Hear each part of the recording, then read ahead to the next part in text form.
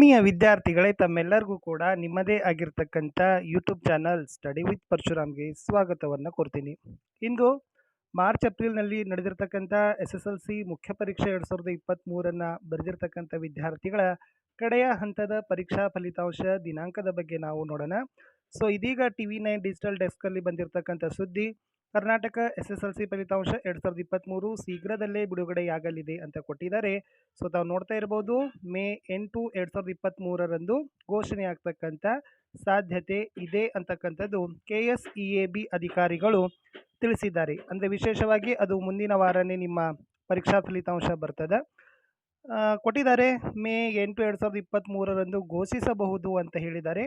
So ಇಂದು ಏನಾಗಲಿದೆ ಅಂತಂದರೆ, ಈ KSEAB ಅವರು ಸಭೆಯನ್ನು ಮಾಡ್ತಾರೆ. ಸೊ ಸಭೆಯನ್ನು ಆದ ತಕ್ಷಣ ತಮಗೆ ಖಚಿತವಾಗಿರ್ತಕ್ಕಂಥ ದಿನಾಂಕವನ್ನು, ಪರೀಕ್ಷೆಯ ಫಲಿತಾಂಶ ಯಾವಾಗ ಬರುತ್ತೆ ಅನ್ನೋದು ತಮಗೆ ಕ್ಲಿಯರ್ ಆಗ್ತದೆ.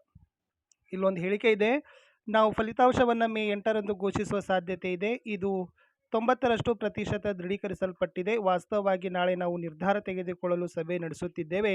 ಆದರೆ ಮೇ 8 ಫಲಿತಾಂಶ ಹೊರಬೀಳಲಿದೆ ಎಂಬುದು 90% ದೃಢಪಟ್ಟಿದೆ ಎಂದು KSEAB ಕಾರ್ಯದರ್ಶಿ ಎಂ ರೇವಣಸಿದ್ದಪ್ಪ ತಿಳಿಸಿದ್ದಾರೆ. ಸೊ ಭಾಳ ಜನ ವಿದ್ಯಾರ್ಥಿಗಳು ಹೇಳ್ತಿದ್ರು 4ಕ್ಕೆ ಬರುತ್ತೆ ಅಂತ. ಸೊ 4ಕ್ಕೆ ಬರಲ್ಲ, ನಿಮ್ಮ ರಿಸಲ್ಟ್ ಬರೋದು ಮೇ 8ಕ್ಕೆ ಬರಬಹುದು. ಖಚಿತವಾಗಿರ್ತಕ್ಕಂಥ ಮಾಹಿತಿಯನ್ನು ಪ್ರಕಟಣೆ ಮೂಲಕ ಮಂಡಳಿಯವರು ತಿಳಿಸ್ತಾರೆ ಅಂತ ಹೇಳ್ತಾ ಬಾಯ್.